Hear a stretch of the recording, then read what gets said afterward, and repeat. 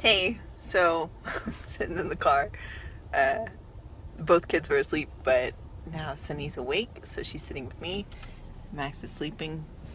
But I wanted to come on and share something that happened the other day to kind of give you more of an example and just share more with you about how we're working with Max to learn how to negotiate. And what do I mean by the word negotiate? Because oftentimes that word is seen as something negative. Like, why would you want to teach a kid how to like negotiate? Like, that manipulation? Like, what exactly are you teaching them? So we have a lot of negative connotations towards the word negotiate because we associate it with business and sales and money, and of course all those kinds of things are considered negative to the majority of people who just work a job for a living. That's part of what we're ingrained with. So that's something we all have to question for ourselves. But when you would look at the point of getting a 2-year-old to negotiate, that's something you would consider. That's something you can't get a 2-year-old to do. You can't get a 2-year-old to reason or be rational, and that's not true. So, as many of you know who've seen our videos, me and my husband Cameron, you know that we've been working with Max and building his vocabulary very specifically. Sydney's over here laughing. We've been working with Max very specifically since he was, younger than 18 months, but around 18 months is when we really started getting the back and forth practical daily building of his vocabulary, and we could see that it was having an effect. So he's 2.5 now, and his negotiating skills are really good. So I wanted to tell you a story so that you could kind of see an example of that. Oh, Cindy might try to grab the phone, so that's okay. She's over here. Hi. Do you see yourself? Okay. So anyways, Max got a set of Legos, like normal size Legos, which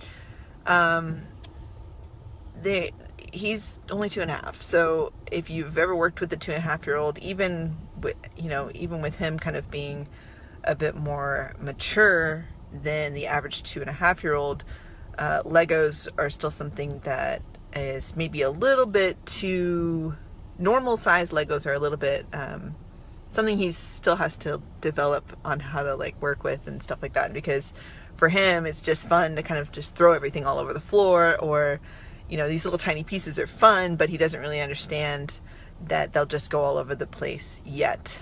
So he got this Lego set, and I could kind of see as we were playing with it that it was a little bit more, it wasn't quite at his level. Like, it was a bit more of a mature toy for him to be playing with. So as I was seeing this, I think the typical parent response would be either to take it and hide it from him so that he wouldn't ask for it again, or something like that. He really, really, really likes playing with these Legos. So, but he would like put them in his mouth, stuff like that, where I could see, okay, maybe it's not best for him to play with these toys right now, or we have to get to a level where like we understand them a bit better. So what I would do is he'd play with them a little bit when he was with Cam, where they could kind of be more specific about where all the pieces were going. Just also we had to consider the practical point of Cindy's with us now, and she will put things in her mouth without discretion, right? So we had to consider all of that. But really fascinating, because again, and I'm still learning too as a parent, but I can definitely see this point of like, you can perfect your parenting in that you can see where you make mistakes or where you make assumptions about your child, and you can adjust, and then also check yourself for your own reactions, and then support yourself. That's what self-forgiveness is so fantastic for, is really supporting yourself to like deal with your own reactions and assumptions about your children. So okay, so we had these Legos, and I would pick them up in the evening, or we'd pick them up after we were done playing with them, even though maybe Max would want to keep them out.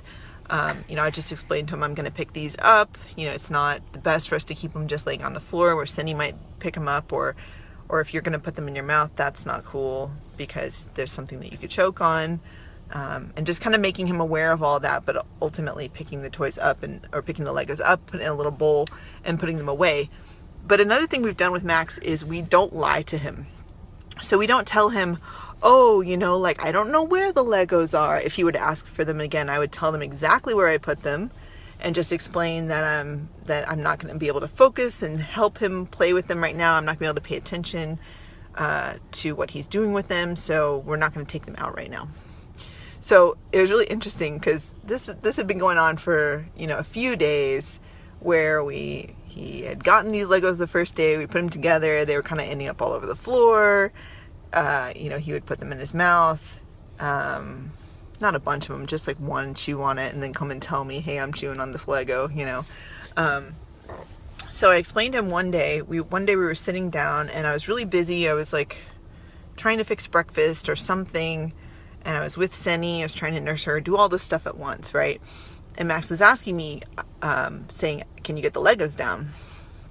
And I told him, I said, you and I will have to sit down and talk about an agreement where if I bring the Legos down, you agree not to put them in your mouth and not to throw them all over the floor. So that's something we're going to have to sit down and discuss and look at the details of, because if we don't do that, I can't agree to bring the Legos down, because we're going to have to come to some agreement together, right? And it was really fascinating because, I was kind of talking about it for a bit and saying I'm not going to get the Legos down until we come to some sort of agreement. And he goes, he says, after me saying all that, he goes, Mom, I agree not to put the Legos in my mouth and not to throw the Legos on the floor. I agree. And I was like, oh, okay. I wasn't expecting him to, from everything that I said, put together like what he could agree to without us having kind of discussing it more, me kind of like emphasizing certain points and explaining. But I was like, well, I guess then I'm going to get the Legos down and you're going to play with them because we just made an agreement together. So it was actually really a lot more simple than I realized. And why is that so cool? Because Max has now developed this ability to be reasonable. And he did exactly that. We took out and I actually explained, can we also agree that we just keep the Legos on this towel that I had? Can we keep them in this space so I can keep track of where all of them are? And he agreed to that. He said, yes, I agree, just Legos on the towel. And he played with them, and then when he was done, he came and told me, and I put them away. And it was really cool. He didn't put them in his mouth. He didn't throw them all over the floor. It was actually really awesome. Now, I'm not saying that I won't have to remind him of that agreement, but it was really cool because that is something that typically most parents would just get irritated about or not expand and go up a level of complexity with toys because of that fear that, like, oh, kids are going to, he's going to choke on it, or the baby's going to choke on it, or something like that. But yeah, with Max, that's just a little taste, right, of some of the things that he's able to do now, is to listen to what I'm talking about and then understand what it means to come to an agreement about something, which is basically, this is the terms that, you and I, as we're being here together, we're all in this home together, so we have to come to an agreement about what we're going to do in order to be able to function and do the things that you'd like to do. So it's not about saying absolutely no, right? But we can come to an agreement and come to terms with create terms for which we can play and do certain things. So we've been starting to apply this in a lot of different things, like going on walks and just, coming to agreements about what we're going to be doing during the day. And then also for me, recognizing as a parent that if I agree to something, I have to stick to it, right? So you can make plans to do things and then plans can change. But if you make an agreement to do something, stick to it or try to negotiate another agreement.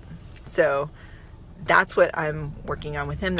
We're doing that practically. We don't have to do anything fancy or watch any fancy videos or do anything. We just have to have built his vocabulary, right? Because he needs to be able to understand what I'm saying when I'm talking about agreement, when I'm talking about all the different components of that particular agreement. But building his vocabulary has supported him so much because he can listen to me talk, understand what I'm saying, and then come up with an agreement. And we've been doing this a lot, like about eating lunch, eating dinner, you know, different things he might want to eat, you know, helping me cook. Today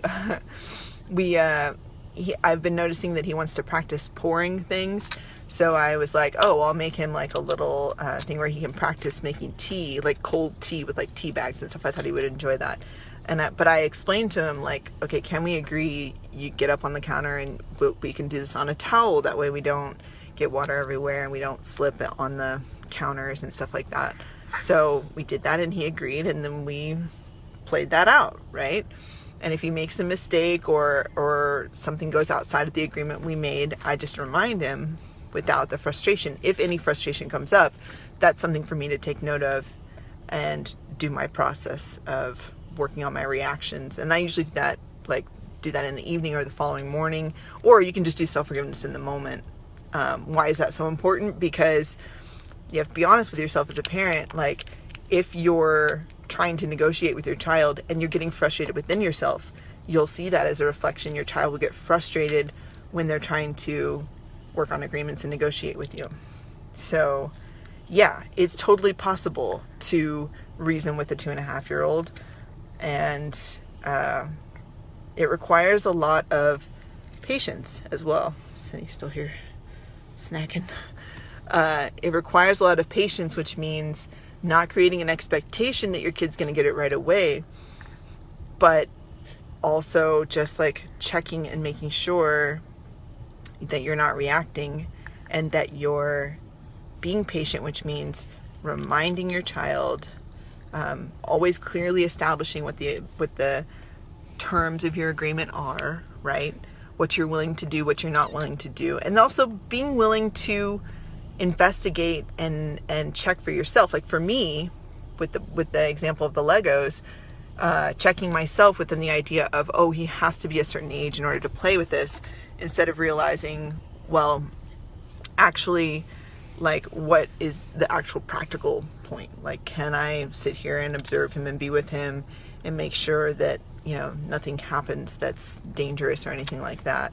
And that's something that I could see Max was able to do, but I also had to change that point within myself of assuming that he couldn't, you know, assuming that he could not understand what I was saying. So I always have to check and measure and look and see, and that's what perfecting parenting is all about. Like, you're constantly checking yourself and you're growing with your child. And what we've done with him, though, of building vocabulary has allowed him to be able to do this much sooner. So he's not really at a 2.5-year-old level. Anyone, if you when you meet Max, and we invite people, you know, friends of ours, and you can see their reactions to him, like, to see, you know, in reality what it's like to be around Max. And he, like, acts at double his age. Like, he's just at the level of a kid double his age, right? He may not sound like it, like the tone of his voice, but his reasoning ability is at that level, right? Probably of a 4 or 5-year-old.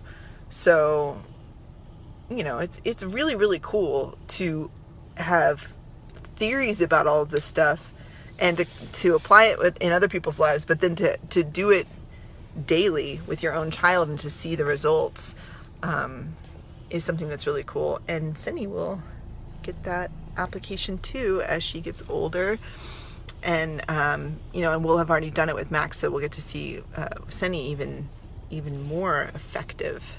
She's grabbing the phone. Hi.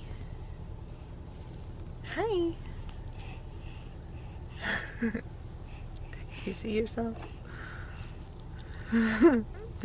Anyways, So I just wanted to share that, and if anyone, and I'll share more examples like that, and it's sometimes I don't get it on camera because it's just like you have to remind yourself to get the camera out and record this kind of stuff, but yeah, it's pretty cool to see. So anyways, I'm gonna leave it for there. I think Cindy's ready to get out of the car, so yeah, anyways, I will see you guys next time. If you have anything that you're interested in me making a video about, or you have any questions, send me a message, let me know, and I can do that. Okay, bye.